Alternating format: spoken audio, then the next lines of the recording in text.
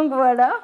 Mais non, j'ai pas forcément de difficultés dans mon entourage proche. Après, c'est pas quelque chose que je vais révéler, euh, tout comme des personnes en couple pourraient se permettre de révéler cette partie de leur vie privée à des collègues de travail. D'accord.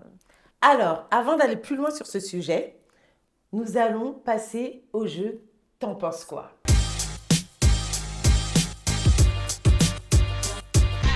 Donc voici le jeu T'en penses quoi? Je vais vous demander d'écrire sur vos ardoises quelle connotation vous mettez derrière le mot polyamour.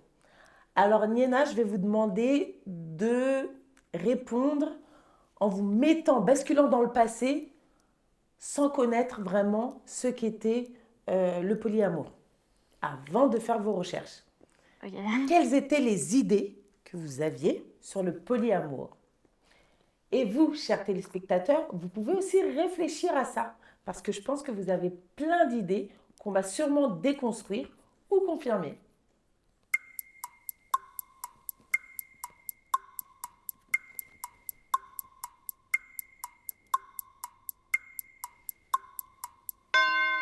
Du coup, Elodie, commençons par vous.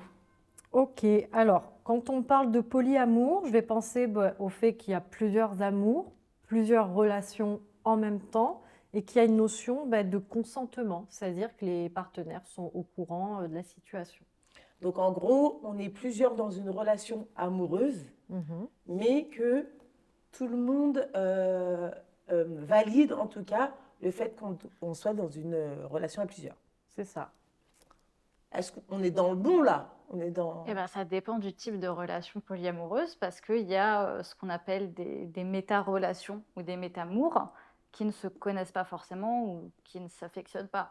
À savoir que par exemple, il peut y avoir, admettons moi, je suis en relation avec la personne ici et je suis en relation avec la personne ici. Mais ça n'implique pas forcément que vous soyez ensemble, ni que vous vous connaissiez personnellement et que vous entreteniez quelque chose. Mais elles sont au courant. Oui, bien sûr, elles Oui, sont au c'est dans ce courant. sens-là Voilà. que je parle de consentement, c'est-à-dire qu'il n'y a pas de notion d'infidélité, de se dire qu'on cache à l'autre qu'on affectionne quelqu'un d'autre en même temps, en fait. C'est dans ce sens-là plutôt Oui, que je parle de c'est consentement. une définition assez bienveillante. Après, il ne faut pas oublier qu'il peut quand même y avoir de l'infidélité dans les relations On en polyamoureuses. parlera tout à l'heure, parce que Ouais. j'ai pas mal de questions Oui, ouais. justement sur On cette va y thématique. revenir. Ouais. Analéa, Moi, quand on me parle de polyamour, je ne sais pas pourquoi, je pense à une grande notion de liberté, parce que j'imagine moins... Non, il y a tout autant d'engagements, mais comme il y a plusieurs engagements, il peut y en avoir plus. et c'est liberté de chaque personne, liberté au niveau Ouais, je dirais liberté de chaque personne. sexuel, sentimental. Oui, parce que c'est vrai que quand on pense à une relation exclusive traditionnelle, souvent les gens disent j'ai l'impression de m'enfermer dans mon couple. Ouais, Et donc moi là, je pense justement à cette notion de liberté qui permettrait un peu d'enlever ces barrières. Ensuite, je pense tout de suite à une notion de respect et de grande communication, sans quoi j'imagine que ça peut pas trop fonctionner. Et puis, mais là, c'est surtout un point d'interrogation et une de mes prochaines questions, la gestion sur le long terme. Est-ce que enfin, c'est une forme de relation qui peut durer sur le long terme? Est-ce qu'au bout d'un moment, ça devient un peu compliqué ou pas? Voilà. eh ben, on va y revenir tout de suite après. Passons à Amélie Alors sur moi, la je me question. suis positionnée à la première fois que j'ai entendu le mot polyamour, donc sans connaître sa définition, et ça m'a interpellée, et c'est vraiment les premières choses que ça m'a évoquées. Donc moi, il y avait le côté libertinage, donc libertin, avec polyamour, parce que j'imaginais tout de suite la sexualité, il y a l'amour également, placé ici, parce que c'est quand même dans le nom. Il y avait aussi du coup l'infidélité, parce que est-ce que la personne est au courant, est-ce qu'elle ne l'est pas? Et Elodie, c'est vrai que tu as plusieurs questions à ce niveau-là, donc ça pourra converger vers ce mot. Et après, il y avait quand même pas mal de drama sentimental finalement, parce que je me suis dit, est-ce que les personnes, ça doit être super brouillon, ça doit être complexe. Et bon, tu nous expliquais qu'il y avait du coup tout un spectre de relations. C'est vrai que c'est complexe, mais c'est pas forcément des dramas. Donc voilà, c'était les Eh 4 ben, points super. que ça m'évoquait. Mais maintenant, autour de Niena. Alors, comme je savais que vous alliez être assez bienveillante, je me suis permis de mettre des termes des mots, en fait, qui représentent des stéréotypes négatifs sur l'identité polyamoureuse. Donc, j'ai pas tout mis, mais j'ai mis les premiers Super. qui me viennent à l'esprit.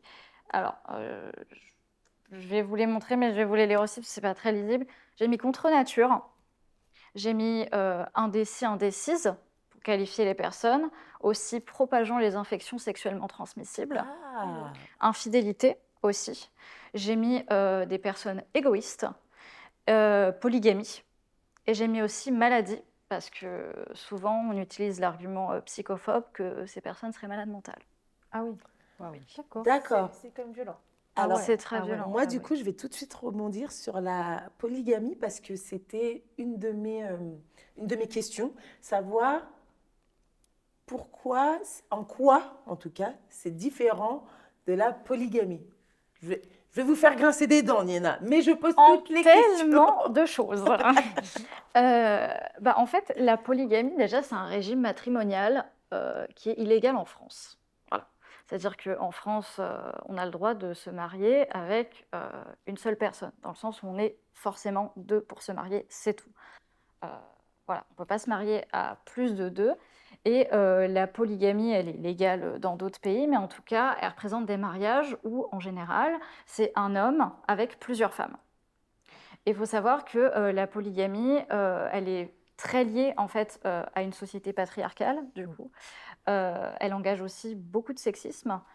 Elle adhère à l'idéologie misogyne de la société patriarcale, et c'est surtout que c'est une relation qui va être inégalitaire, qui ne va pas être équitable, dans le sens où, par exemple, c'est l'homme, du coup, de la relation polygame qui va toujours avoir le dernier mot.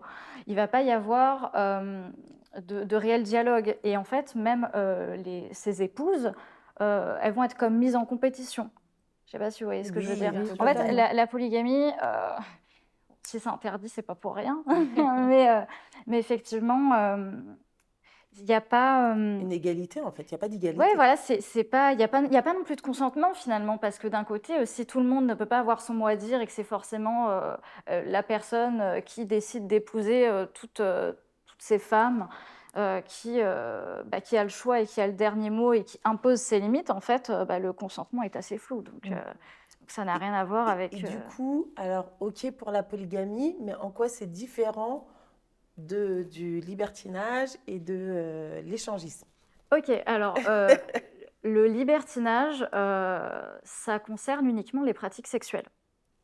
Ça Ok. veut dire que, par exemple, ça peut être un couple, par exemple exclusif, traditionnel, qui décide d'aller dans un club échangiste, du coup, voilà, ensemble, à deux, pour avoir des pratiques, je ne sais pas moi, le côte-à-côtisme, si vous connaissez. Voilà, le fait d'avoir une relation sexuelle de À couple à côté d'un à autre côté. couple, ou simplement d'être voyeuriste, de regarder les autres, etc. Oui, c'est sexualisé en tout cas. C'est très, voilà, c'est sexuel, donc tout ce qui est échangisme, libertinage, en général, ça peut être un couple libre, mais en tout cas, ça va vraiment concerner la sexualité. Oui, Il il va n'y y a avoir un pas couple, de un notion socle. de romantisme, de relationnel plus profond, En tout d'intimité cas, émotionnelle. il y a peut-être de l'affectivité entre les personnes qui forment le couple, mais la liberté, elle est sexuelle. Contrairement aux relations polyamoureuses, où en fait, il peut ne pas y avoir de sexualité. C'est vraiment basé sur le fait d'affectionner et ou d'aimer plusieurs personnes. Après, s'il y a de la sexualité, Oui. voilà, c'est un plus, en fait. On peut aussi être les deux finalement, on peut être polyamoureux et libertin. Alors, Ça, c'est un sacré combo. L'un n'exclurait oui, pas l'autre. l'un je n'exclut pense, pas hein, l'autre. en On peut fait, très hein. bien être en trouble, par exemple, puisque le aller dans trouble est une des... relation qui est en général fermée. On est tous les trois, on s'affectionne à trois, et on peut décider d'aller dans un club libertin pour passer la soirée tous les trois. Donc, effectivement, mais le libertinage, moi, je vois ça personnellement comme un ensemble de pratiques sexuelles qui sont quand même hors normes et qui se font à plusieurs. Donc, effectivement, oui, on pourrait être polyamoureux, polyamoureuse et libertin, libertine. Oui.